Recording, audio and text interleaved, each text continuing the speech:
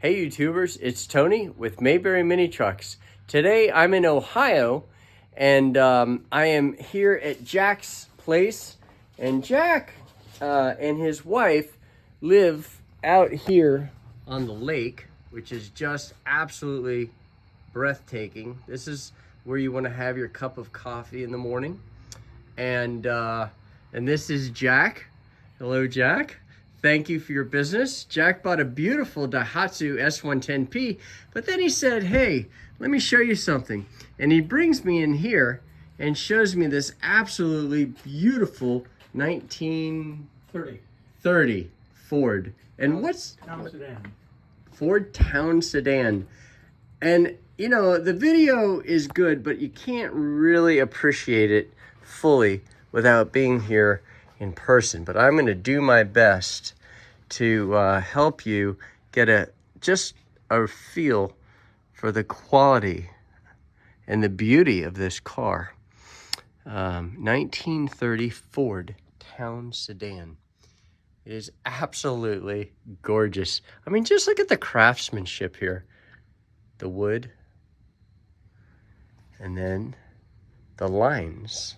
The lines are absolutely breathtaking on a car like this. And now, what's the story with that? Is that a goose? It's a quail. A quail. Henry Ford made that available as an accessory because the quail was quick to take off, and that was representative of what he believed the Model A Ford was. No kidding. You know, he was good friends with Thomas Edison, wasn't he? Oh, they camped together. Edison, Harvey Firestone. We've got pictures of them here in Akron. Firestone also close. Mm-hmm. What an amazing piece of American history this is. Absolutely beautiful, beautiful vehicle.